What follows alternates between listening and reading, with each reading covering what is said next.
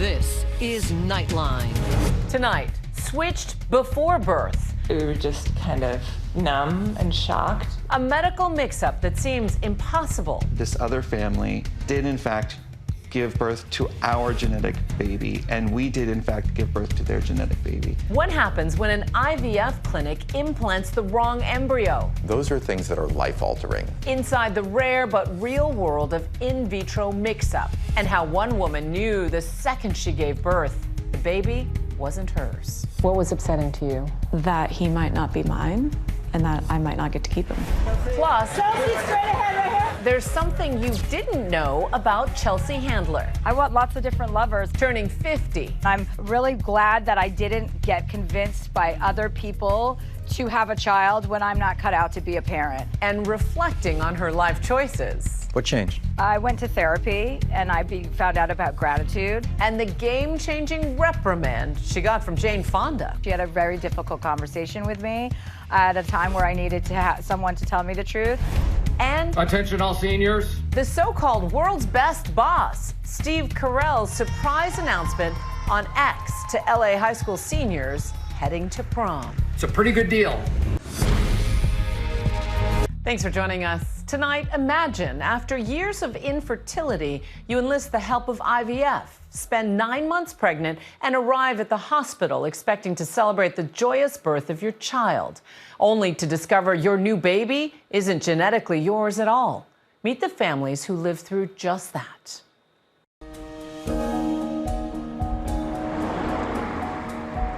So this is your birth announcement? Yes. Like any new mom, Christina Murray documented every exciting moment of her pregnancy. She'd always dreamed of motherhood. What made you decide to go with IVF? I was a single woman, and I spent years trying to find the perfect person. And the older I got, the more I realized I was more interested in being a mother before I got any older than I was in pursuing a person. To afford IVF, she worked 2.5 jobs and says she nearly depleted her life savings. What was it like to discover you were pregnant? It was the dream, right? Until you actually see the little flutter on the monitor and hear it. I think that's when you finally realize, oh no, this is real. I am actually pregnant. She said she'd chosen a sperm donor with features similar to hers: dirty blonde hair, blue eyes, fair skin. But in the delivery room, that feeling of euphoria shattered moments after the baby boy was born. My first thought was, he's absolutely beautiful. He's gorgeous. And my second thought was, what happened? You knew? I knew immediately. He is African American. That was very evident from the second they held him up, that something didn't go to plan. So my first thought was it the embryo or was it the sperm? It's not that you were upset that he was African American. No, never once. Not once. What was upsetting to you? That he might not be mine and that I might not get to keep him. Christina's story, though shocking, is not the first time an incident like this has happened. There is no doubt in my mind that this happens far more than we know about. If you have solid protocols and proper training, mistakes should be very rare. In vitro fertilization, or IVF, a game changer for so many families. How common is it for people to struggle with fertility? It's extremely common. 1 in 6 couples will have an infertility diagnosis. What happens if there is a human mistake? In an environment where you do a lot of these procedures and you do them well, and you adhere to the standard protocols, I think that this is an extremely, extremely rare and unfortunate event. But it's not something that most fertility doctors are going to see in their career or lifetime. Eat a little bit more, and then we're gonna go. Daphna and Alexander Cardinale have been in Christina's shoes. They turned to IVF. Daphna gave birth to a baby girl, who we'll call May. And though she didn't resemble her older sister, at first the couple didn't think much of it. Both of us just kind of were like, oh, genetics are what they are, and they're weird. And But I was born with black hair, so Yeah. I was like, oh, this one takes after me. Daphna continued to ignore it, But Alexander says he couldn't seem to get those seeds of doubt out of his mind, especially when others pointed out that their baby appeared to be Asian. I can't stress enough how much love creates the most powerful form of denial. To ease their concerns, they decided to take a DNA test. It's 99.9% accurate that you're not the father, and then she asked me to read the results for the mother, and then it was 99.9%. But it's earth-shattering. The clinic told them their embryo had been switched with another couple's who'd given birth to Alexander and Daphna's biological daughter named Zoe. Even more shocking, the two families lived just miles apart. Oh my God. Daphna and Alexander distinctly remember the moment they came face to face with their biological daughter Zoe for the first time. She was in her car seat. And they handed her to you.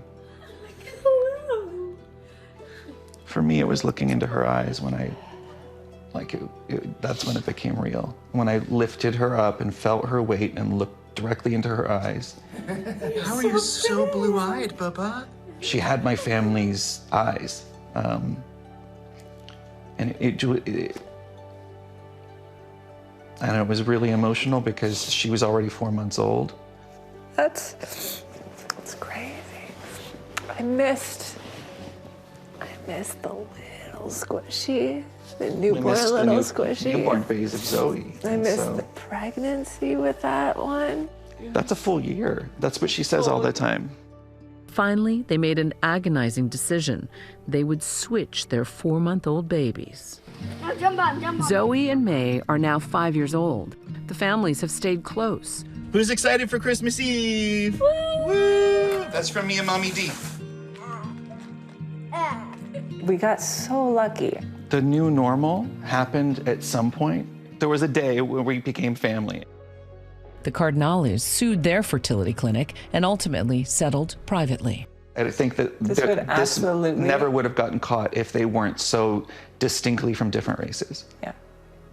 100%. 100%. Fertility clinics undertake in great, vitally important work. But with that important work comes a tremendous responsibility.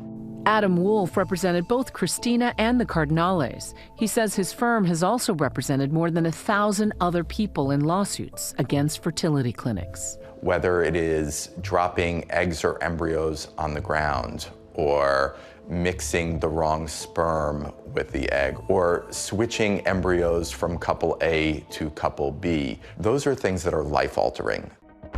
At the crux of the issue, critics say, is a need for more regulation for tracking and better enforcement in the event of error. There's no centralized database when things go wrong, or providers operate in a way that fails to abide by professional standards. The American Society for Reproductive Medicine says that IVF is among the most heavily regulated medical procedures in the United States, and that medical providers have an ethical duty to disclose clinically significant errors. The organization offers guidelines for fertility clinics across the country, ranging from their lab standards to recommended protocols for things like embryo transfers and genetic testing. These are just recommendations. They're not enforced in any meaningful way. Christina, like the Cardinales, also got a DNA test that changed everything. It literally said there's 0% chance of maternity. After alerting the clinic she used, Coastal fertility specialists, she would ultimately learn the baby's biological parents were living in another state, and they wanted full custody of their son. After raising him for the first 5 months of his life, she gave up the only son she'd ever known. I was his whole world. And you walk in the courtroom, a mom, and your whole life in your arms, and you walk out with, quite literally, I can distinctly remember walking out with an empty stroller, pushing an empty stroller back to my car. Christina has now filed a lawsuit against Coastal fertility specialists. I wanted people to realize that this isn't just that might happen or that could happen. This is something that does happen. Coastal fertility specialists telling Impact their practice deeply regrets the distress caused by an extremely rare human error and extend our sincerest apologies, adding, "This incident does not reflect the high standards we have upheld for 15 years, and no other patients were affected."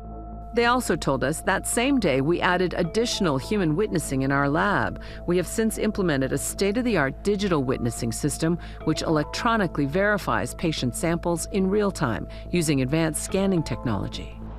We reached out to the lawyer for the clinic and they responded that it's not their practice to comment on active litigation.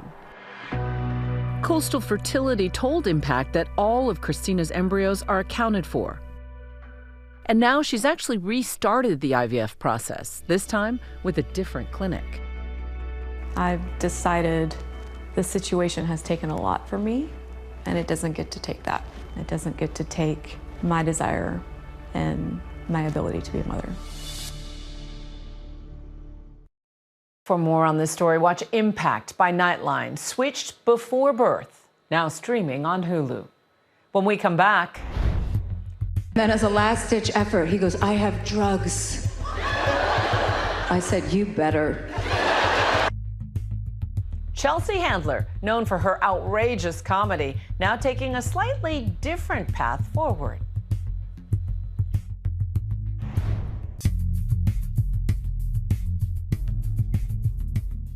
Welcome back. Chelsea Handler is known for pushing boundaries on and off stage, but the comic says she's on a new path thanks to therapy, maturity, and a comeuppance from a Hollywood legend. Here's my Nightline co-anchor, Byron Pitts. He goes, let me cut the tension. My name is Greg. I said, let me guess, 2 G's. Chelsea Handler might seem like the same woman we've seen on stage for the last 30 years, starring in her own Netflix special, Revolution. And then as a last-ditch effort, he goes, I have drugs. I said, you better. Describing her latest drink. Pour that back in. We're going to need more vodka. Or skiing down the slopes in a bikini. May I? But there's something new about her. Anyone who reads this book would not be surprised about the importance of confidence that you talk about in the book, because you exude that in your public life. And you have to practice being confident. You have to practice loving yourself and respecting yourself in order to have that confidence. Opening up to me and the world in her new book, I'll Have What She's Having, detailing her highs and lows in Hollywood, her fiery, free-willing personal brand, and learning to love herself along the way. My intention is to spread confidence. Yeah, and kindness. Yeah. Were you ever arrogant? Yes, definitely. My whole 20s, 30s. What changed? I went to therapy and I found out about gratitude. Her journey of personal growth began in part because she got reprimanded by none other than Jane Fonda. She had a very difficult conversation with me at a time where I needed to have someone to tell me the truth. And she really modeled for me what it means to be a sister to other women, what it means to have a difficult conversation and not shirk away from that. Would that message have landed with you when you were 27? No, 30 years no, old? I would have been defensive and been like, nah, it was his fault, or it's, blame, blame, blame. In her new book, Chelsea provides a sort of guide for her readers. As a father of daughters, I really appreciate your book, and thank you. Oh. So I want to read you some quotes from the book. I love this line, love many lines. Leaves come and go, always be the tree. Yes. That's a great line. I feel like a tree now. Being 50 years old, I feel very solid in my footing. I don't know that I'll remain this way for the rest of my life, but it's kind of my job now to stay here. What would 50-year-old Chelsea tell that 10-year-old girl in New Jersey? You're on the right track, and you're going to fall off the track many, many times, but it's about just getting back on track. It's not about the falls. It's about how you pick yourself up. She also reveals a part of her life that seems to contradict public perception. So there's this narrative out there that Chelsea Handler doesn't really like kids, but yet you've been this mother figure, father figure, to not just your former boyfriend's kids, to your nieces and nephews, other young people. So which is it? Well, just because I don't want kids doesn't mean I don't like kids. I don't want one for myself. And I'm really glad that I didn't get convinced by other people to have a child when I'm not cut out to be a parent. While she opens up about personal struggles, she also stays true to the unabashedly single persona the public has come to know, promising me that tying the knot is not on her to-do list. It doesn't work for me. It's just not interesting to me. Like, I don't want to be with someone all the time. I like to bounce around, and I like variety. And I'm not afraid to say it anymore because there's nothing to be shameful about. I want lots of different lovers. You said you thought about moving to Canada. Yes. If Trump won re-election in 2020. He's now back in office. I have a house in Canada. Are you thinking about living there full time? I mean, I don't want to just bail on the place that I'm from, just because I have the ability to do so. I want to be somebody who stands up for other people. As someone who does social commentary, who does comedy, Donald Trump in the White House, for you, is that opportunity or is that challenge? No, it's personally sad. I just feel sad to me. Chelsea not shying away from the medicinal side of her life either.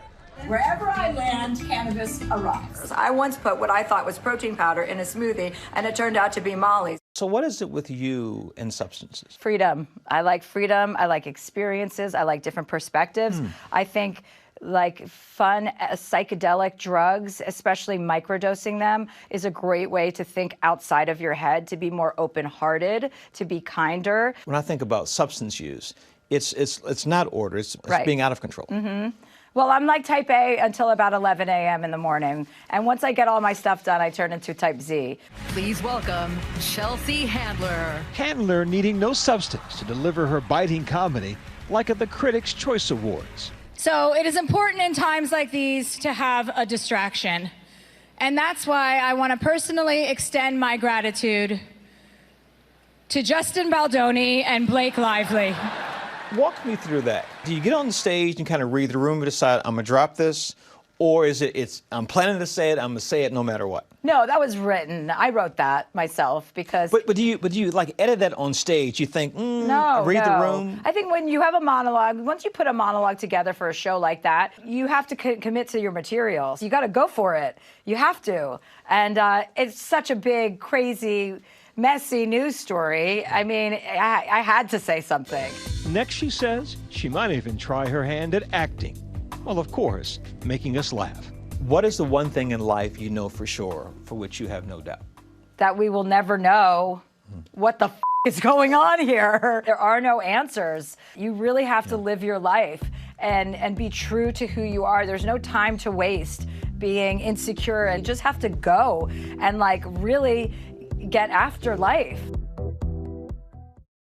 Our thanks to Byron. Chelsea Handler's book, I'll Have What She's Having, is out now.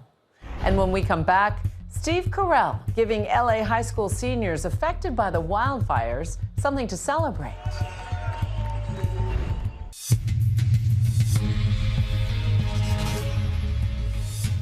Finally tonight, but will he chaperone? Attention all seniors. Steve Carell with a message on X to high schoolers affected by the LA wildfires, saying the charity Alice's Kids wants to make sure they all make it to prom. They will be paying for all of your prom tickets. The video also playing in schools to about 800 seniors in greater LA, which was ravaged by wildfires earlier this year. Have fun. Enjoy the prom. And that's Nightline. You can watch all of our full episodes on Hulu. We'll see you right back here same time tomorrow. Thanks for staying up with us. Good night, America.